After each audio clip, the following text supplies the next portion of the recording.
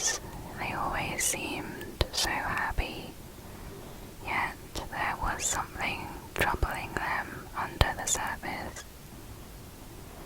On New Year's Day, 2008, a chilling 911 call came in. The voice of Sarah was crying for help, saying that she was dying. But before the operator could get her location and send help, the line went quiet. Both girls were found the next day, fatally shot. Amina was 18 years old and Sarah was 17. Their father was a man named 𝐻𝐻𝐢𝐬𝐻𝐿 Said. 𝐻𝐻𝐢𝐬𝐻𝐿 was from Egypt and had traveled to the US on a student visa. There he met his wife, Patricia 𝐻𝐻𝐢𝐬𝐻𝐿. At first, Patricia was dating 𝐻𝐻𝐢𝐬𝐻's younger brother, 𝐻𝐻𝐢𝐬𝐻, who had asked her father's permission to marry her, since Patricia was only 14. Her father agreed, but they broke up, and Patricia ended up with 𝐻𝐻𝐢𝐬𝐻. 𝐻𝐻𝐢𝐬𝐻 was the eldest of 5 siblings. Initially, Patricia's father had said no to their marriage, but her mother persuaded him. They were poor and were told that 𝐻𝐻𝐢𝐬's family had money, so he would be able to take care of Patricia and treat her well. When they married, 𝐻𝐻𝐢𝐬𝐻 was 30 years old and Patricia was 15. 𝐻𝐻𝐢𝐬𝐻 already had a newborn daughter from another woman. Patricia immediately became pregnant and had a son named Islam. The next year, Amina was born, and then Sarah the following year. 𝐻𝐻𝐢𝐬𝐻 applied for his green card, gained US citizenship, and worked as a taxi driver. Patricia said that although the relationship was good in the beginning, 𝐻𝐻𝐢𝐬𝐻 quickly became controlling and abusive to her. He had at least 6 affairs with other women. Before he came to the US, 𝐻𝐻𝐢𝐬𝐻 had reportedly killed a co-worker he didn't like by running over him several times with his car. But there was no punishment due to his family paying a large settlement. Patricia's younger sister, Billy, would sometimes go over to help her with the babies. One day, she said she didn't want to go there anymore. Billy told their older sister, Connie, that 𝐻𝐻𝐢𝐬𝐻 had molested her. They informed Patricia and their mother, but did not go to the police. Patricia claims she never knew about this. When Amina was 9 years old, she told her grandmother, Patricia's mother, that 𝐻𝐻𝐢𝐬𝐻 had touched her. Child Protective Services was called and they filed a report. Both Amina and Sarah described the sexual abuse received from their father, which had happened several times in the past 2 years. They mentioned being afraid of their father and his brothers. Police took 𝐻𝐻𝐢𝐬𝐻 into custody for questioning. 𝐻𝐻𝐢𝐬𝐻 was angry at Patricia's mother for accusing him. He began to harass her, constantly calling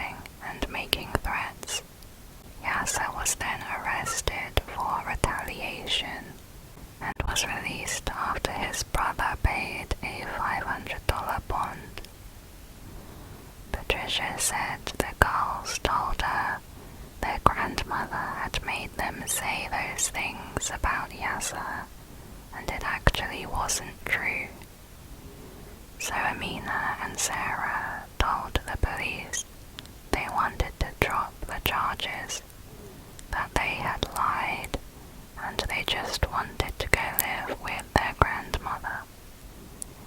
However, Amina wrote a letter to her Aunt Connie, Patricia's sister, saying they had been made to lie to the police so their father wouldn't go to prison. She wrote, "But I don't want to go back. Please don't make us go back." Years later, Amina would tell her boyfriend that her mother Patricia was the one who told them to drop the charges. At the time, Patricia and the girls were staying with Connie and her children. While Connie was at work one day, Patricia packed up and left with the girls to go back to 𝐻𝐻𝐸.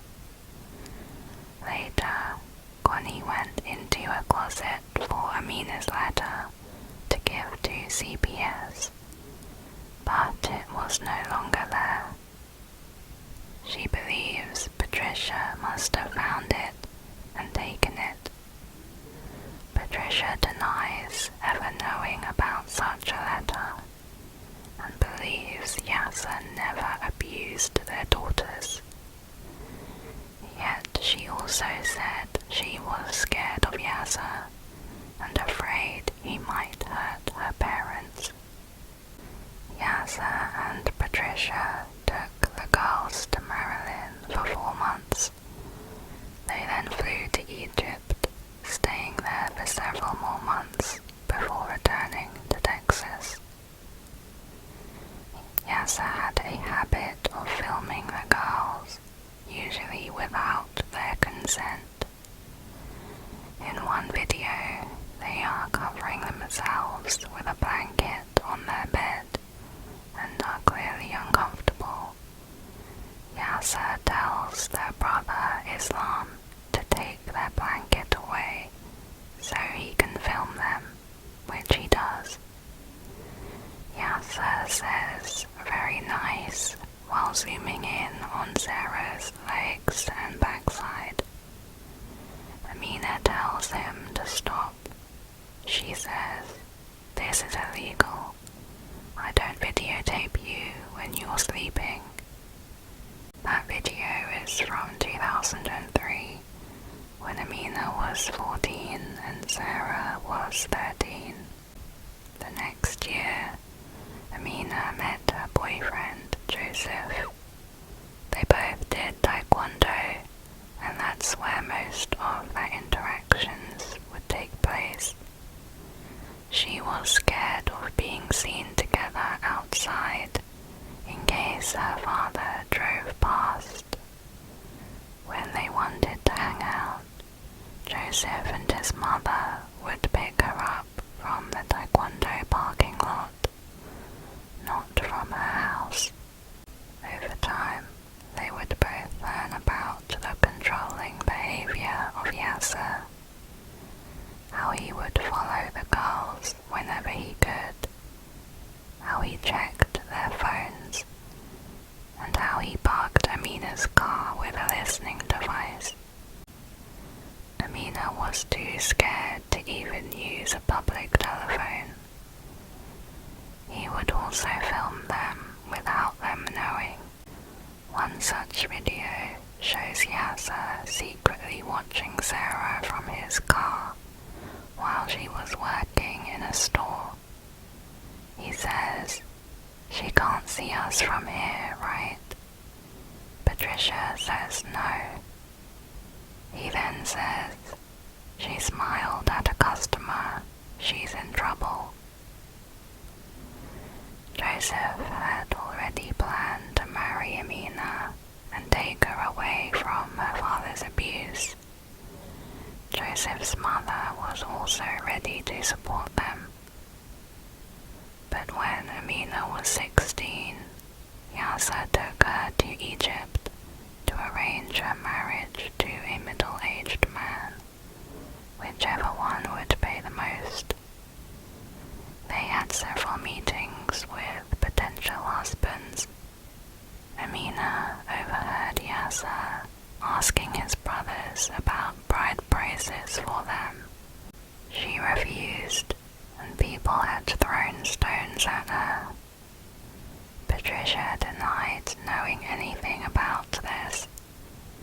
However, Patricia's Aunt Jill recalled a conversation where Patricia said, "When they grow up, the girls will have to marry an Egyptian Muslim man, not an American."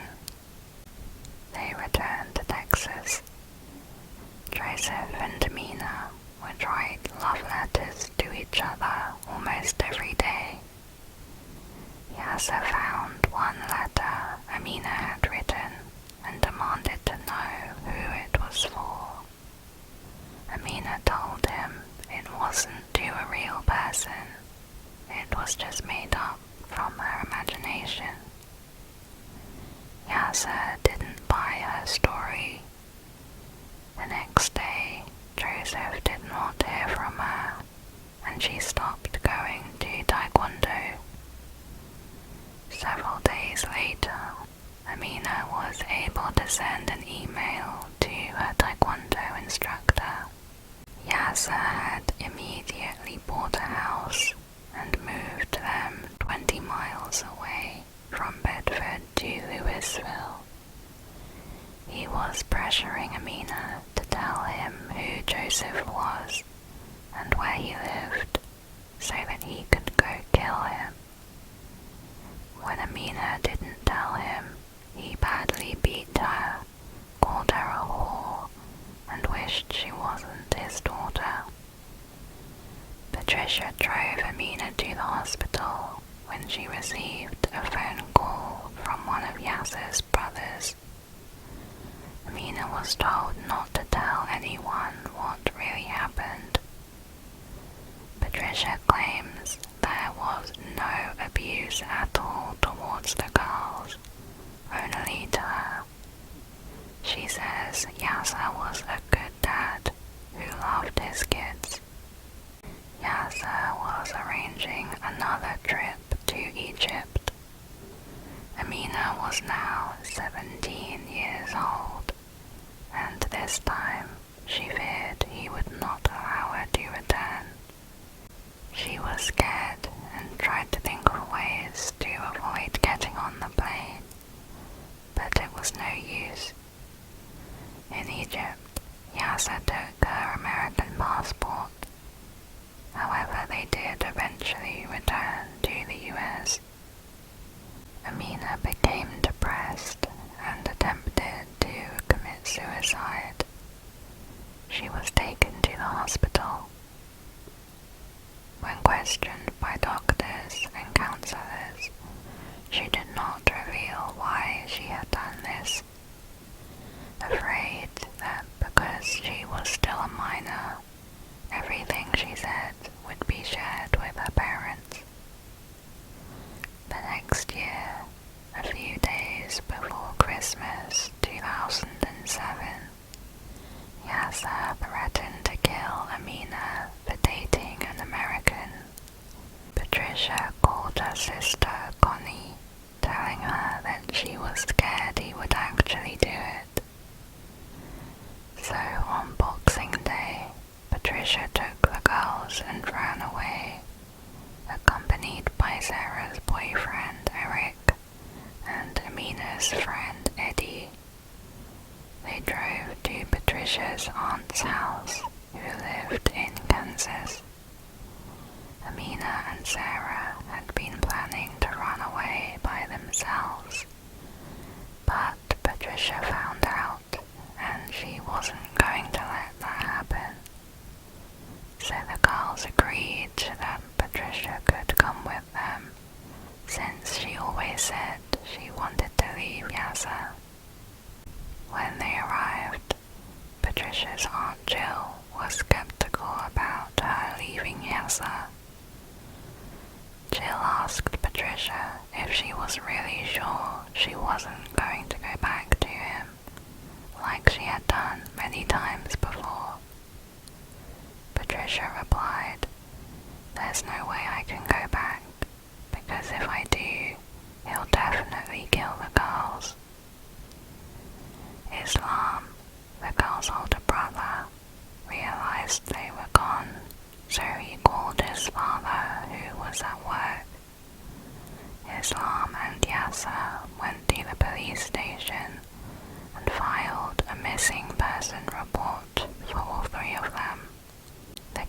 eyes were closed after Patricia contacted the police.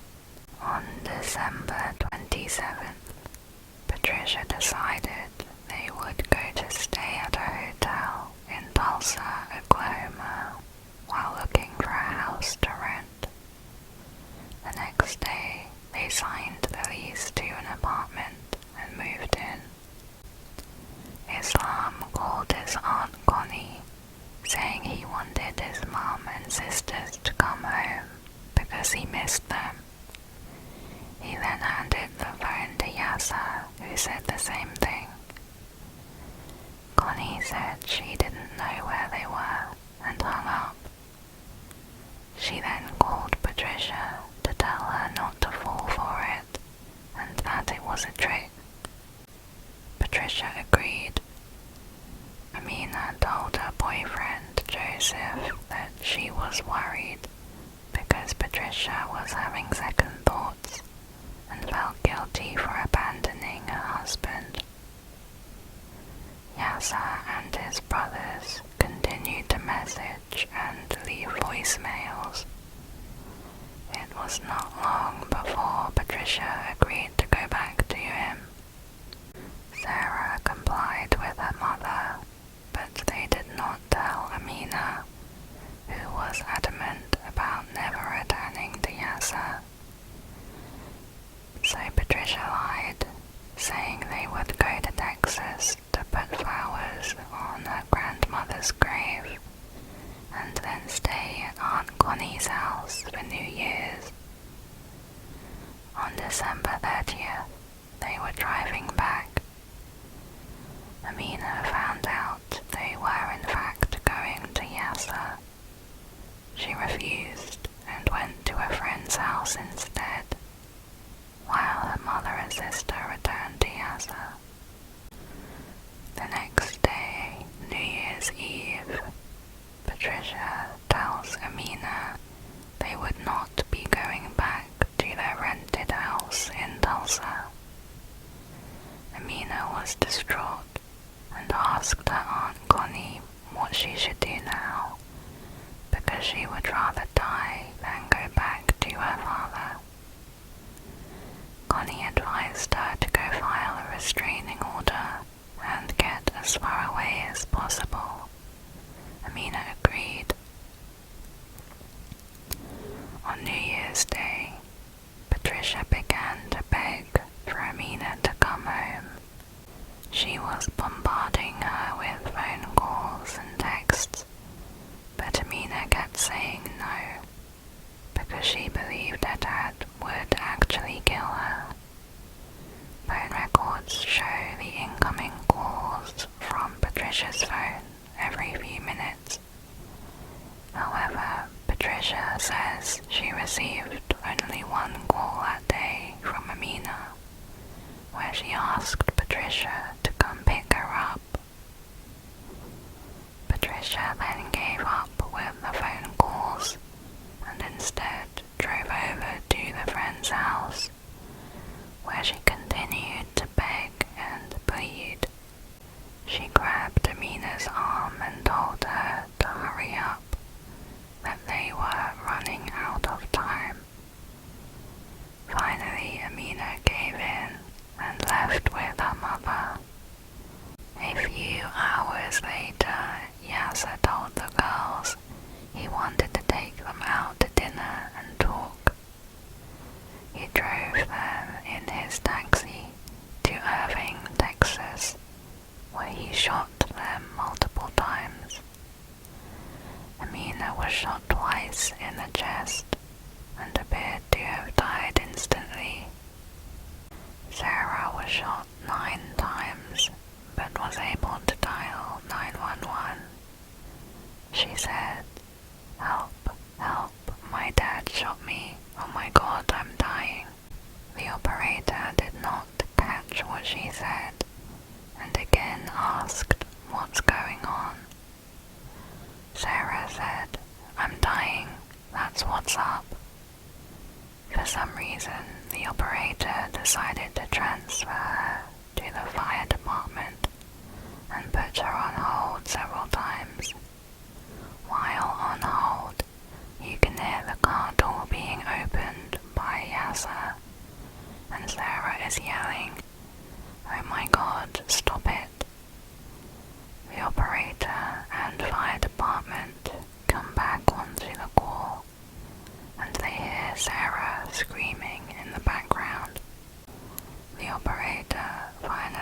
asks for her address, but it's too late. The line goes quiet, but remains on the call for 42 minutes. The police traced Sarah's phone to Patricia's address. They did not find the girls until hours later. Several times during the investigation, starting from the phone call, Irving Police Department was accused of failing to follow standard protocol. For instance, before they started searching 𝐻𝐻𝐻𝐿's house, they let Patricia go inside and take whatever she needed, which included a laptop, a video camera, and a box of documents. 𝐻𝐻𝐻 had left Sarah and Amina there in his taxi cab and fled the scene, possibly picked up by a relative. He was not caught until 12 years later in 2020. Over those years, he was hiding with the help of his son, Islam, his brothers, and other family members who supported what he had done. During that time, it's suspected that he remained in Texas. In August 2017, in Bedford, Texas, where Islam lived, a maintenance man reported seeing someone matching 𝐻𝐻𝐻's description inside Islam's apartment. When detectives showed the man a picture, he confirmed it was the same man he saw. At 6:30 p.m., an agent went to the apartment to interview Islam. He was upset and refused to cooperate. Islam then called someone saying, "We have a problem." At 1 a.m., a search warrant was executed and the apartment was searched. It was found to be empty, however the sliding patio door was open. Below the patio, they noticed a shrub with broken branches, suggesting someone had jumped off the patio and landed on the bush. Next to the bush was a pair of eyeglasses, which was collected, along with several other items inside the apartment. The FBI compared the DNA from those items to the DNA of Amina and Sarah. They determined it most likely came from their father, 𝐻𝐻𝐻. 3 years later, in August 2020, the police began 24-hour surveillance on a house in Justin, Texas. Islam and his uncle 𝐻𝐻𝐻𝐿 was entering and exiting the home, and the shadow of another man was seen inside.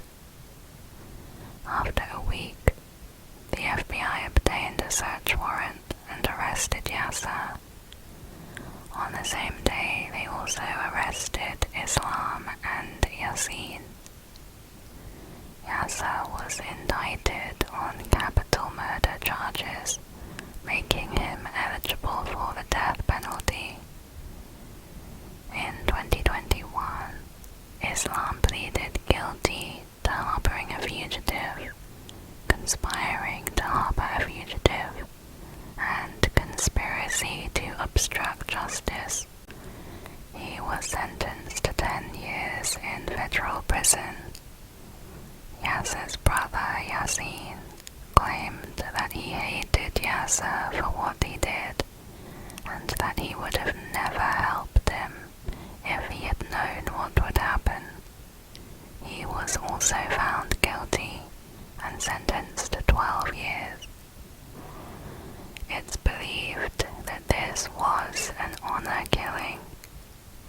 An honor killing is the killing of a relative, usually a female, who is perceived to have brought dishonor to the family.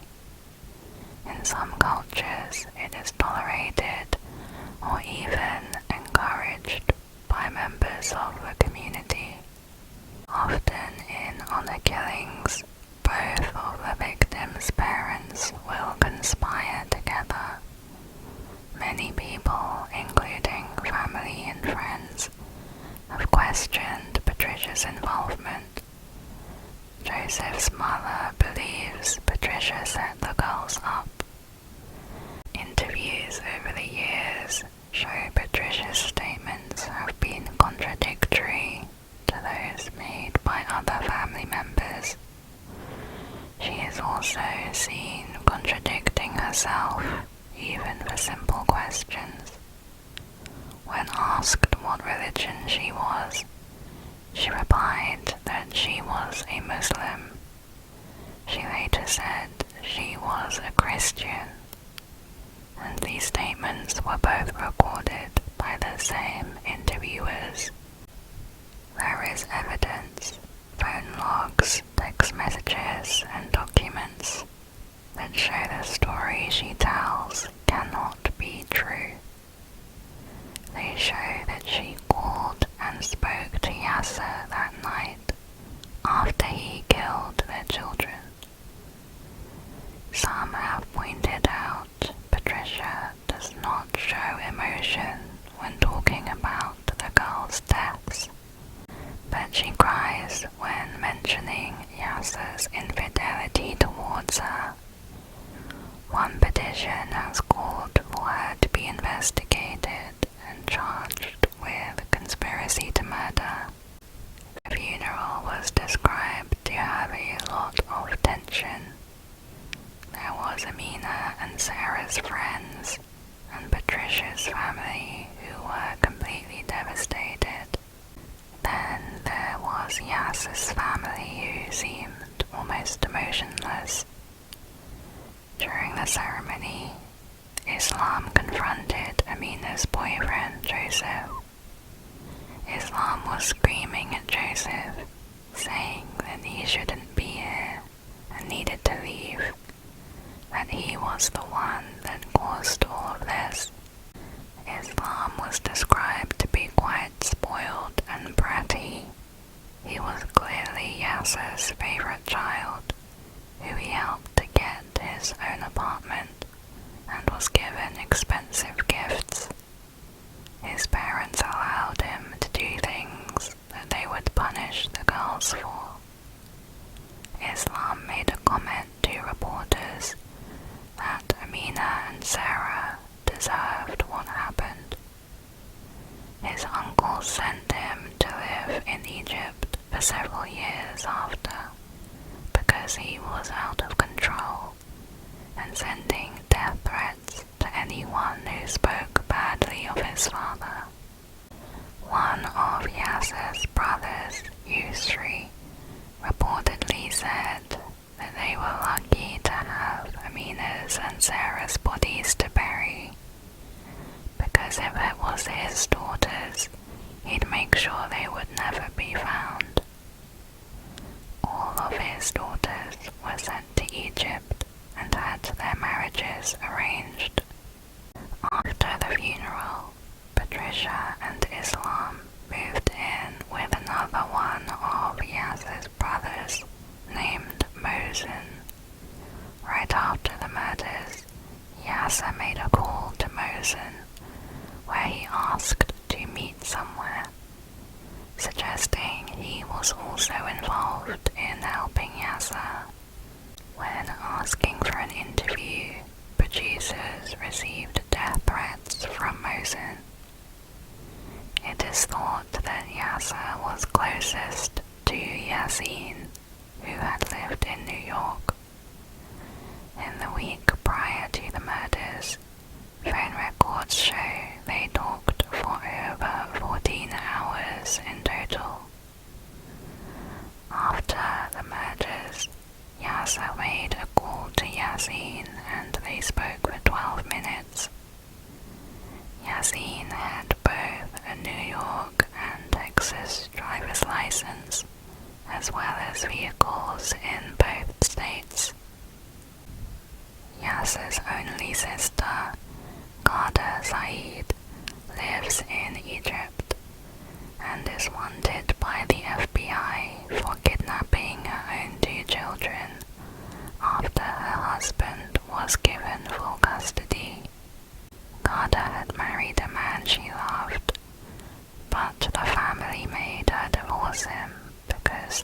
not like him. She agreed, so they helped her with the kidnapping. The new husband, who they chose, physically abused her. She has not contacted her brothers for years, and no one knows